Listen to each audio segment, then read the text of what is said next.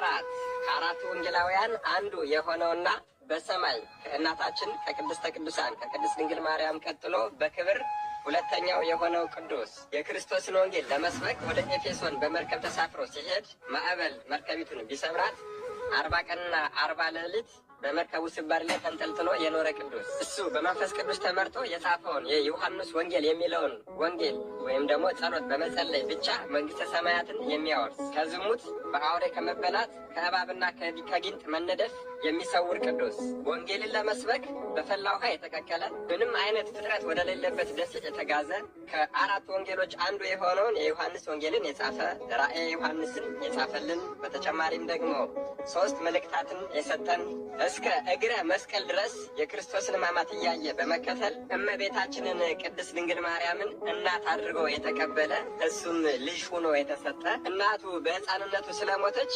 እናታችን ቅድስት ድንግል ማርያም እየተንከባከበች ያሳደገችው በመልኩም በሕይወቱም ጌታን የሚመስል ጌታችን አስቀድሞ ሞትን እንደማይቀምስ ስለነገረው እንደ ሄኖክና እንደ ኤልያስ ወደ ብሔረ ሕያዋን በሕይወት የሄደ ጌታችን እጅግ ይወደው ስለነበረ ፍቁረ እግዚእ የተባለ የጌታችንን አምላክነት በመግለጡ ወልደ ነጎድጓድ የተባለ ነገረ መለኮትን ከሌሎቹ በተለየ ሁኔታ አምልቶ አስፍቶ ስለገለጸና ስለተናገረ ነባቤ መለኮት ወይም ደግሞ ታኦሎጎስ የተባለ የሚመጣውን ቀድሞ በራእይ ስላወቀ አቡ ቀለምሲስ የተባለ የጌታችንን መከራ መስቀሉን እያሰበ ለ70 ዘመን እያለቀሰና እያዘነ ስለኖረ ፊቱም በሐዘን ስለተቋጠረ ቁጽረ ገጽ የተባለ ወንጌላዊው ቅዱስ ዮሐንስ ዛሬ ጥር 4 ወደ ብሔረ ሕያዋን የሄደበት ቀን ነው።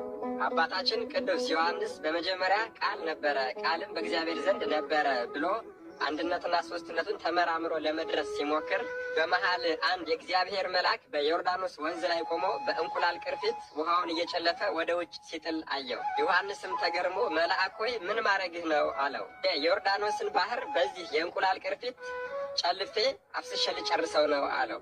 አባታችን ዮሐንስን በከንቱ ደከምክ አለው። ይህን ጊዜ መልአኩም መልሶ ወዳጅ አንተ እግዚአብሔርን ተመራምረህ ካገኘህና ከደረስክበት እኔም የዮርዳኖስን ወንዝ በዚህ የእንቁላል ቅርፊት ቀድቼ እጨርሰዋለሁ ብሎ ከስተቱ እንዲመለስ አድርጎታል። አባታችን ቅዱስ ዮሐንስ ስዕል የመሳል ተሰጥኦ የነበረውም ሲሆን የክርስቶስን የስቅለት ስነ ስዕልም የሳለልን ይኸው ቅዱስ ነው። እስከ እግረ መስቀል ድረስ ሂዶ ስቅለቱን አይቷልና በተሰቀለበት ሁኔታ ድጋሜ ቢስለው ስዕሉ አንደበት አውጥቶ አይሁድ በቀራንዮ ራቁቴን ሰቀሉኝ፣ አንተ ደግሞ ድጋሚ ትሰቅለኝን ብሎ ተናግሮታል። ከዚያም ከለሜዳ አልብሰኝ ብሎታል። ከለሜዳ አልብሶ ስዕሉን አስተካክሏል። ጌታችን ለዮሐንስ ያልነገረው እርሱም ያላስተማረው ምስጢር የለም። ለዚያም ይመስለኛል በአንድ ሀገር ወይም ደግሞ በአንዲት ቤተ ክርስቲያን ታቦት ጽላት ቢጠፋ የቅዱስ ዮሐንስ ወንጌል በታቦቱ ወይም በጽላቱ ተተክቶ ይቀደስበታል ብለው የነገሩ።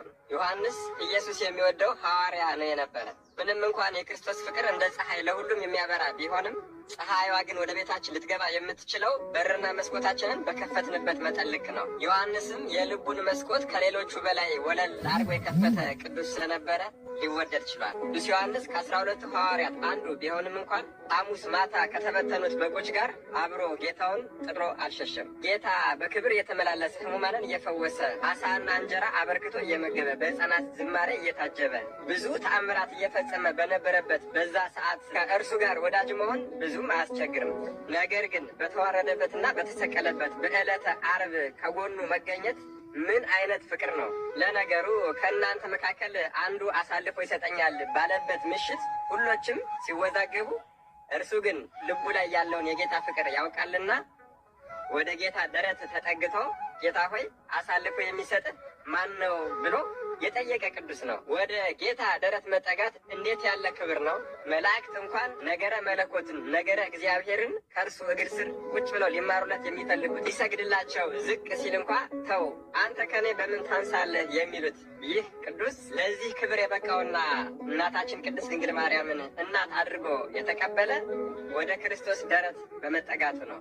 እናቴ ሆይ ልጅሽ በመጨረሻው ሰዓት ድምፅ እንደምትናፍቂው ስላወቀ መጽናኛ የሆንሽ ዘንድ በገናውን ቅዱስ ዮሐንስን ሰጠሽ። እመቤታችን ጌታ ለሚወደው ሰው የሚሰጣት ስጦታ ናት። እርሷን እንደ እናት ለመቀበልም እንደ ዮሐንስ ልጅ መሆን ያስፈልጋል። ጌታ መድኃኔ ዓለም ኢየሱስ ክርስቶስ ከተከበረው አባታችን ወንጌላዊ ባለ ራእይ ቅዱስ ዮሐንስ ረድኤት፣ በረከት፣ ምልጃ ጸሎት አይለየን። አሜን። ይቆየን።